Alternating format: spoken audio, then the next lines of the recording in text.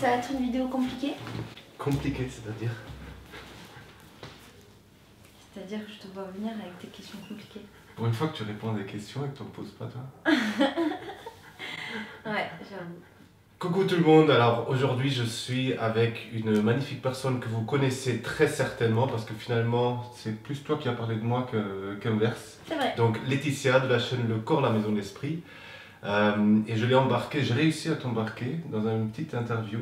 Ouais, j'ai eu du mal un petit peu parce qu'avec les femmes qui sont libres on a du mal à les, On a du mal à les attraper. les attraper Et un petit peu. à les enchaîner pour faire une vidéo, c'est vrai. Voilà, donc je suis très heureux que tu prennes ce temps. Et peut-être pour ceux qui voilà, la connaissent pas encore tant que ça, tu as vécu ces derniers temps quand même des trucs assez fous. Donc avec une enfance, je crois qui était pas toujours facile, avec des belles études, donc un master en droit que tu as fini, tu as monté plusieurs entreprises, tu t'es marié. Et il y a à peu près quoi, 1 an, ça a commencé un petit peu à bouger tout ça. Ouais. Et donc il y a eu cette histoire avec, avec YouTube et avec l'interview de Juncker où à un moment donné tu as eu je dirais la clairvoyance ou le courage de refuser aussi un assez gros contrat pour faire autre chose, pour faire quelque chose qui te correspond mieux. Et dans la foulée, tu as commencé les voyages, donc avec Nicosia, mais aussi tu es parti en Inde. Ouais. Tu t'es divorcé. Ouais. De moi-même. De toi-même. Et de mon mari accessoirement. Ouais. Donc ça fait beaucoup de choses. C'est vrai que ça fait pas mal de choses, je m'en étais pas rendu compte. Merci Ferdinand pour ce truc que tu m'envoies là. Merci. Mais du coup, la première question, comment ça va? Eh ben ça va très très bien. Ouais, c'est-à-dire vous voyez, les SGR ont besoin de creuser un peu parce que sinon... Alors, comment tu te sens avec tout ça? Comment je me sens? Eh ben écoute, je me sens bien, mais je me sens dans une période de changement, là, présentement. Dans une période où il y a plein de choses qui vont vite, et il y a plein de choses qui se mettent en place, il y a beaucoup de projets, surtout des projets, c'est très tourné vers le après. Et voilà, ça va. Chouette. Ouais. Moi j'ai l'impression quand je te vois que tu es une femme justement assez libre. Ouais. Donc si tu devais expliquer un petit peu ce que tu es en train de vivre et les choix que tu as fait, ça veut dire quoi pour toi être libre? Je crois que pour moi être libre ça veut dire être une femme qui décide chaque jour de ce qu'elle a envie d'être, à chaque instant. Et qui se donne le droit de changer et d'être une personne le jour numéro 1 et une autre personne le jour numéro 2. Qui se laisse justement cette liberté-là. D'accord, c'est-à-dire que tu ne te fixes pas sur une image de qui tu devrais ou pourrais être, mais que tu te laisses un petit peu ouvert à la suite, quoi. Exactement. Et en fait, ça a l'air facile, dit comme ça. On se dit oui, mais j'ai le droit d'être qui je veux. Mais en fait, c'est pas si facile que ça parce que finalement, chaque jour, on entre dans des cases. Alors les cases, c'est pas forcément les cases de la société, mais c'est aussi des cases dans lesquelles on se met. Ça peut être nos situations de travail, nos situations de couple. On est dans des cases et on est surtout confronté à des gens qui nous connaissent. Et c'est très difficile de se donner la liberté d'être quelqu'un d'autre face à la personne qui nous connaît.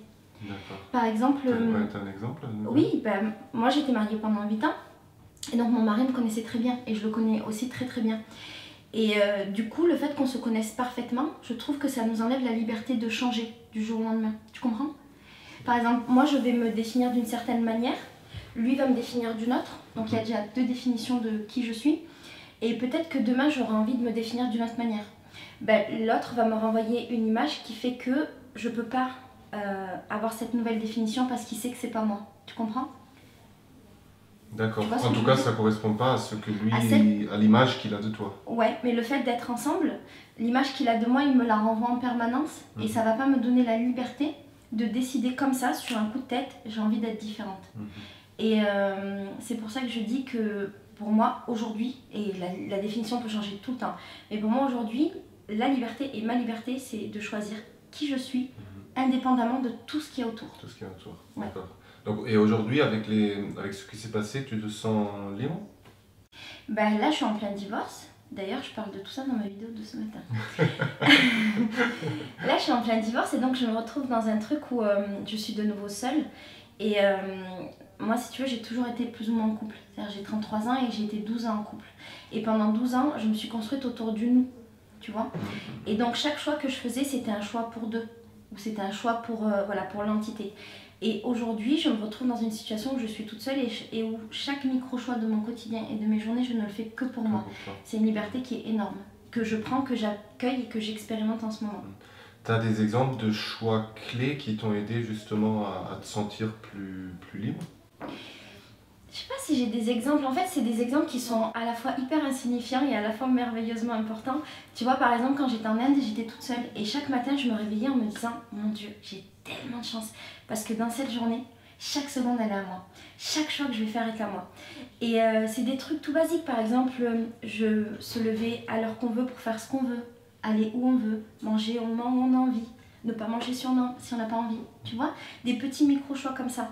Ou bien, si on parle de grands choix, moi j'ai décidé de tout quitter et faire le tour du monde, de tout abandonner. C'est un choix qui est important et qui, comment ça s'appelle? C'est le choix qui me... Je sais pas dire, attends, pardon, je cherche mon mot. Si je devais chercher, voilà, qu'est-ce que c'est ma liberté aujourd'hui vraiment? C'est le fait de pouvoir faire ce genre de choix. Je peux être maintenant avec toi et demain matin je peux partir en Asie si j'ai envie. C'est-à-dire que chacun de mes gestes, de mes actes, de mes choix n'a de conséquences pour personne. Et moi je ne suis responsable de personne et personne n'est responsable de moi. Voilà. Ça ne veut pas dire que c'est génial comme situation, c'est juste celle qui me convient maintenant. Le mot qui me vient, et c'est vrai que ça me questionne beaucoup aussi sur ma liberté, c'est la solitude. C'est que moi, quand j'ai accompagné par exemple des sportifs ou des gens qui faisaient ce genre de choix et qui vivaient ce genre de vie, il y a souvent, et ça c'est quelque chose aussi quand on est leader en entreprise, une solitude qui se crée.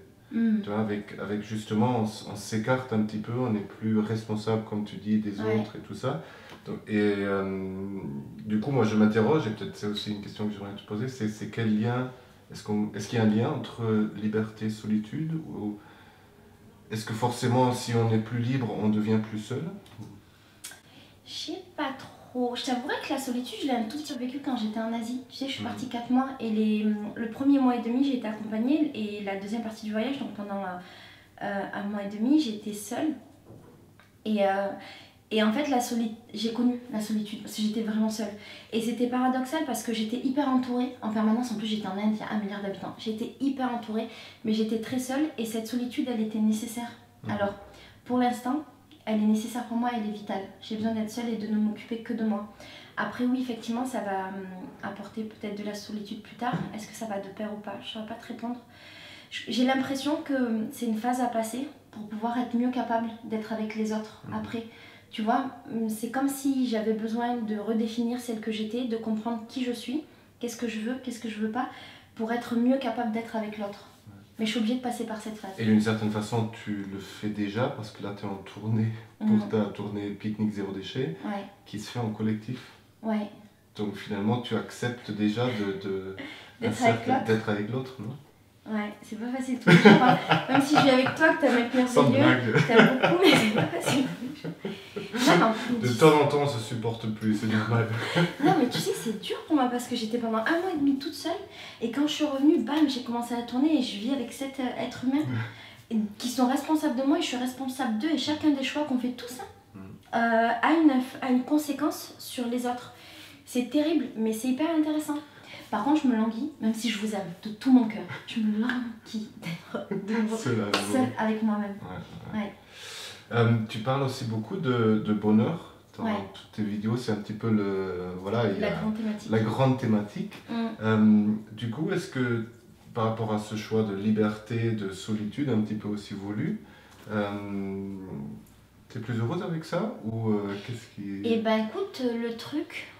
c'est que moi j'ai compris depuis très longtemps que le bonheur il était en nous. Le bonheur il vient pas de l'extérieur.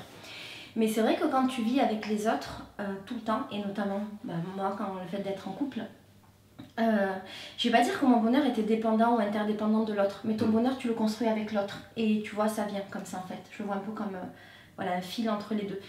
Et là le fait d'être seule c'est génial parce que ça permet d'expérimenter véritablement ce que c'est que trouver son propre bonheur tout seul, sans dépendre du monde extérieur. Et je crois qu'à partir du moment où tu le trouves vraiment tout seul, tu es plus à même de donner du bonheur à l'autre, d'en recevoir, tu vois, d'avoir du bonheur quand tu es avec l'autre. Mais je crois que ça passe aussi par cette phase. Cette phase d'abord, ouais. Ça veut pas dire que j'étais pas heureuse avant. J'ai la chance d'avoir été particulièrement toujours heureuse. Parce que j'ai ce caractère-là qui fait que, voilà. Mais j'ai la sensation que là, maintenant, dans ma vie, il faut que je passe à un stade supérieur. Et à quelque chose d'autre au niveau du bonheur. Tu vois ce que je veux dire? Ça n'enlève rien au bonheur que j'avais avant. Mais c'est juste un truc différent. Et pour accéder à ça, il faut vraiment que je me concentre sur ce qu'il y a dedans. Seul, Ce qui est fou, c'est que alors pour vivre avec une femme qui cherche aussi la liberté en partie, ça peut être assez impressionnant, ça peut être intimidant, notamment pour les hommes. Mais je m'en rends pas compte. Ouais. Est-ce que si on dit par exemple qu'une femme libre, elle peut faire peur aux hommes, est-ce que c'est quelque chose qui te parle ou pourquoi est-ce qu'une femme libre pourrait faire peur aux hommes? Je crois qu'une femme libre, elle peut faire peur aux hommes parce qu'en fait, t'as pas d'emprise sur la femme libre. La femme libre, elle est là aujourd'hui et demain, elle n'est pas là. En tout cas, moi, je suis comme ça. Je peux être là et demain, je peux ne pas être là. Et du coup, il n'y a pas d'attachement en fait qui est possible d'une certaine façon aussi. Je crois profondément qu'on n'appartient pas à l'autre et que l'autre ne nous appartient pas. Et qu'on peut être deux entités, marcher ensemble sans être obligés d'être imbriqués, tu vois, de se posséder. Et je crois que ce qui fait peur, c'est justement ça, tu vois, c'est de se dire, purée, sans moi, elle peut être aussi heureuse qu'avec moi. Et c'est très dommage que les hommes ils le voient comme ça, parce que je trouve que c'est magnifique de se dire cette personne sans moi, elle peut être aussi heureuse qu'avec moi, ou moi je peux lui apporter du plus, mais son bonheur ne dépend pas de moi. Mais peut-être que les hommes qui ont peur, c'est des hommes qui n'ont pas réglé certaines choses avec eux-mêmes et qui ont besoin de se positionner un peu comme, j'imagine, le sauveur, ou qui ont la sensation que c'est eux qui vont rendre heureux peut-être aussi. Voilà, ou peut-être qu'ils ont besoin de se sentir importants dans la vie de l'autre, et ce qu'ils n'ont pas compris, c'est qu'ils peuvent être importants mais pas de cette manière-là. Et je trouve que c'est beaucoup plus sain en fait. Alors c'est intéressant parce que tu dis pas de cette manière-là, parce que quand on regarde ta vie, il y a certains hommes qui ont quand même une place spéciale. Alors toi tu m'as parlé de tes frères, mais là aussi il y a Raj de l'autodisciple, il y a Osons causer, il y a certains hommes qui ont quand même une place très spéciale. Alors si c'est pas cette place que tu disais avant, quelle place du coup dans ta vie de femme libre est-ce que tu donnes aux hommes? Je sais pas, pardon, quelle place? Quelle place? Parce qu'il y a des hommes qui ont une place particulière dans ta vie. Ouais. Donc ce qui m'intéresse, c'est que c'est quoi cette place en fait? Parce que même si tu dis que tu es indépendante et libre de tout ça et demain tu peux être partie, il y a quand même quelque chose. Le lien que j'ai. Il y a un lien.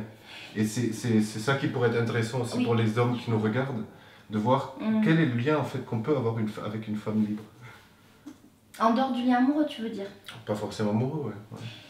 Même si, de ce que moi je vois de l'extérieur, j'ai l'impression qu'il y a beaucoup d'amour sans être dans une relation amoureuse. C'est ce que j'allais dire. En fait, j'ai besoin d'admirer des hommes, mais pas... comment te dire, j'ai énormément d'admiration pour certains hommes intelligents et je les trouve hyper inspirants. Et c'est vrai que c'est bizarre que j'ai peut-être pas ce truc-là avec les femmes, je l'ai surtout avec les hommes. Peut-être parce qu'avec les hommes, il n'y a pas un truc de concurrence ou de machin. Je ne saurais pas te dire si c'est ça ou pas ça. Mais ces hommes-là, c'est comme un peu pour moi des mentors, tu vois. C'est, par exemple, toi, tu fais partie de ces hommes-là, on m'avait dit, tu sais, tu t'es pas mis dans les exemples, mais tu sais, tu fais partie tu fais partie de ces hommes qui sont importants dans ma vie. Et je sais très bien où tu veux en venir. C'est peut-être parce que dans ma vie, il n'y a pas de vraiment mon père. Et donc, peut-être que c'est cette place-là qu'ils prennent parce que j'ai besoin de les admirer. Pour avancer, j'ai besoin de m'en inspirer et j'ai aussi beaucoup besoin de leur approbation, alors que j'aimerais ne pas avoir besoin de ça, parce que si je suis une femme libre, j'ai pas besoin de l'approbation d'un homme, tu vois. Et ça, c'est encore un truc que j'ai à régler, parce que j'ai encore effectivement ce lien-là. Par exemple, j'aime bien quand tu es fière de moi, alors que je devrais pas, tu vois, même si je t'aime de tout mon cœur, je devrais pas attendre que tu sois fière de moi. Mais pour autant, je suis hyper heureuse quand tu es fière de moi. Ou quand, je me souviens quand j'ai fait le truc de Juncker, c'est un truc que j'ai dit à Raj il n'y a pas longtemps. Franchement, je l'ai plus fait pour que Raj et Osons causer soient fiers de moi que pour moi, parce qu'en vérité, moi je m'en foutais complètement de Juncker, de Google, de tous ces trucs-là. Mais de voir à quel point ils étaient contents, qu'ils étaient fiers et que machin, ben ça m'a trop rendue heureuse. Et qu'est-ce qui les a rendus fiers d'après toi? Le fait que je sois courageuse, moi je dirais insouciante. Peut-être un peu des deux. Un peu des deux. Ouais, ils m'ont trouvée courageuse et je te promets, moi je me trouvais pas courageuse parce que j'ai eu la sensation que c'était eux qui m'avaient portée et que j'étais juste la représentante de tout le travail qu'on avait fait mais qu'ils avaient beaucoup fait. Mais ouais, c'est ça qui les a rendus fiers. Ouais. Et je crois aussi ce qui les a rendus fiers, c'est le fait que à des moments clés où il fallait faire des choix, qui étaient soit des choix perso, soit des choix pour, je vais pas dire la communauté, mais presque, pour le reste du monde. Les choix pour le reste du monde. J'ai choisi la communauté plutôt que mes choix personnels et je crois qu'ils étaient aussi fiers de ça. Même si à chaque instant, ils m'ont laissé justement l'opportunité de revenir en arrière. Et ça, c'était chouette. Ouais, c'est rigolo parce que pendant ce choix que tu as fait justement, moi c'est à ce moment-là que je t'ai découvert.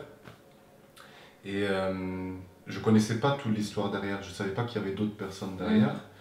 Mais alors toi tu parles d'insouciance, je vois aussi le courage qu'il y a derrière. C'est une force que moi j'aurais jamais eue. Ah, mais pourquoi? Parce que c'est à un moment donné de refuser d'aller, de se laisser acheter aussi, ou de se laisser manipuler d'une certaine façon. Il faut avoir une sacrée force, conscience, et je crois que la force que moi j'ai trouvée après assez admirable, c'est que tu t'entoures et tu te laisses, justement que tu n'y vas pas seul. C'est ça qui est paradoxal avec cette notion de liberté, c'est au moment où tu as eu besoin de t'entourer, tu l'as fait. Tu vois? C'est-à-dire tu as presque lâché un peu ta liberté pour dire je me laisse. Mais moi je trouve pas que ça aille pas ensemble en fait. Parce que moi j'ai conscience du fait qu'il y a des choses que je sais faire et des choses que je ne sais pas faire. Et j'ai aussi conscience du fait que seul on n'avance pas forcément. Enfin, disons qu'on peut faire plein de choses seul, mais que les grandes choses, on a besoin d'être accompagné. Et l'autre en fait il est avec ses propres compétences et ça se fait pas concurrence, tu vois. Donc, mis bout à bout, toutes ces compétences-là, elles font quelque chose de beau. Et là, c'était le cas. Dans ce que je fais, je réfléchis toujours en collectif. Ce qui est drôle, parce que j'ai envie d'être seule. Mais je réfléchis toujours en collectif pour me dire, voilà, ce truc-là, comment ça pourrait profiter au plus grand nombre. Mais je trouve pas pour autant que ce soit opposé, le fait de penser collectif et de vouloir être seule. Tu vois. Et là, en l'occurrence, ben voilà, tous on savait faire des choses. Et l'idée, c'était de dire... comment on peut mettre toutes ces forces-là pour faire quelque chose de bien, pour le collectif. C'est une très belle pensée, et je crois que toi, moi qui viens du milieu d'entreprise, il y a beaucoup de gens d'après moi qui ont peut-être peur de faire ces choix. À un moment donné, face à un géant qui, dans ton cas, c'était YouTube, voire Google, qui ose dire non pour respecter quelque chose qui est très, très profond de moi-même, je dis non. Ouais, mais l'idée c'est tous les matins de se regarder dans la glace et d'être fier de soi. Enfin, moi j'ai envie de m'aimer tous les jours, tu vois, mais c'est vrai, c'est important. J'ai envie de m'aimer, j'ai envie d'être fière de moi, et du coup mes choix il faut qu'ils soient cohérents avec ça. Je peux pas faire un truc et tout le restant de ma vie me dire purée, quand même quoi. Ouais, c'est impossible, inimaginable. Donc, quitte à faire des sacrifices, je les ferai, j'espère, toute ma vie pour être toujours cohérente et alignée. Tu vois, l'histoire, c'est d'être cohérente avec celle que je suis, avec mes idées, avec ce que je renvoie, et que tout ça, ça crée quelque chose qui a du sens. Du coup, aux femmes qui nous regardent déjà, si tu devais, par rapport à ça, leur passer un message, qu'est-ce que tu aimerais leur dire ? Eh ben, j'aimerais dire à toutes les femmes qui nous regardent qu'il faut absolument, absolument ne pas avoir peur. Nous, les femmes, on est pleines de peur. C'est d'ailleurs la vidéo que je vais faire avec Ilia pour parler de ce genre de choses, pour faire le lien. Ilia, c'est sa chérie. Et donc, on va faire une vidéo sur ça. Je crois que chaque fois qu'on a une peur, c'est que derrière, il y a quelque chose de fou. On en avait parlé, toi et moi, tu avais nuancé, tu avais dit pas toujours. Disons que très souvent, quand on a une peur, il faut y aller. Et là, je suis dans une période de ma vie où j'ai affronté des grosses peurs. Tu vois, par exemple, le fait de voyager seule, c'était une énorme peur. Le fait de divorcer, c'était une énorme peur par rapport à tout ce que ça implique. J'ai décidé aussi de tout quitter et de vivre juste avec un sac à dos. C'est une énorme peur. Et finalement, tout ce qu'il y a derrière, c'est magnifique. Donc, je dirais aux femmes de ne pas avoir peur, de juste faire les choses et surtout de garder cette liberté-là, d'être celle qu'elles veulent à chaque instant. Voilà. Ouais. et aux hommes, parce que c'est peut-être aussi vous êtes moins à regarder, mais pour les quelques hommes, ou bien les femmes, vous montrez la vidéo à vos hommes, voilà, qui peut-être, par moments, c'est pas facile aussi pour les hommes de voir que la femme devient libre, parce qu'on a l'impression, qui suis-je si elle a plus besoin de moi. C'est ça. Voilà. Du coup, un message aux hommes, qu'est-ce tu pourrais leur dire? Simplement qu'en fait, on a besoin d'eux, mais peut-être pas de cette manière-là. En fait, là, on n'a pas besoin qu'ils s'occupent de nous, qu'ils nous mettent dans des cages pour les aimer. Tu vois, on les aime simplement pour ce qu'ils sont et pas forcément pour ce qu'ils nous apportent. Tu vois ce que je veux dire? Donc, détachez-vous de ça et juste aimez la personne et simplement avec la personne que vous êtes. C'est un beau message. Mec, t'as plus qu'à appliquer ça avec ta meuf. Vas-y, non, plus qu'à fou. Je te donne le bébé après. Voilà. Non, et je crois que, tu vois, en plus on est un jour un petit peu particulier et ce genre de message, je crois que c'est extrêmement important parce qu'au-delà de la relation que vous pouvez vivre et de la liberté que ça permet d'avoir, aujourd'hui, à partir d'aujourd'hui, on a épuisé toutes les réserves de la Terre pour toute l'année en cours. Et c'est quelque chose qui, moi, me touche beaucoup. Et que moi je suis persuadé que cette liberté-là, elle nous permet aussi de prendre conscience que non seulement on a moins besoin de l'autre pour être heureux, mais on a moins besoin de plein de choses pour être heureux. Et ça, c'est peut-être une des solutions pour, à un moment donné, amener un changement dans cette terre. Alors ça réglera peut-être pas tous les problèmes, mais s'il y a des gens qui font des petits trucs et qui changent des petites choses, ça peut faire quelque chose de grand à la fin. En tout cas, on espère. Ouais. Merci. J'ai répondu à toutes tes questions? Ben oui. Mais c'était pas difficile finalement. Easy.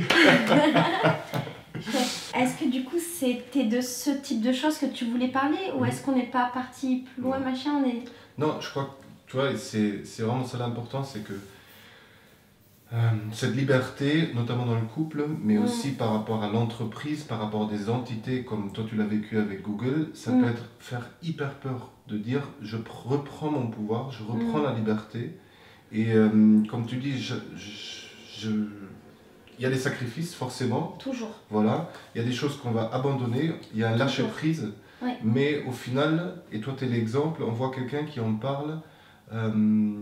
Oui, moi aussi je te sens bien, alors forcément dans un changement et dans quelque chose qui n'est pas encore, c'est encore assez frais. Pour l'instant c'est comme ça. Ça se met en place. Tu vois. Mais je crois qu'on a très peu d'exemples, où il y en a quelques-uns, mais de moins en moins de personnes qui osent faire ça, se dépouiller, et notamment assez jeunes, on a le même âge finalement, mais il y a des exemples âgés, voilà, et aujourd'hui la Terre, je crois qu'on a besoin qu'on le fasse assez jeune, parce que si on attend encore 50 ans, il peut y avoir des choses qui arrivent qui ne sont pas très belles. Et que d'inspirer voilà, les jeunes générations aussi, de dire vous pouvez le faire assez jeune en fait. Et de dire que oui, c'est peut-être faire des choix qui vont faire que vous possédez moins, mais qui vous enrichissent d'une autre façon. Bien sûr. Et je crois que c'est au-delà de nous, de ce que nous on a vécu, mais c'est à un moment donné, voilà, ce message, je crois qu'il est important de le partager. Voilà, c'est surtout ça. Et c'est un beau message. Et c'est une très belle manière de conclure une vidéo. Et voilà, merci.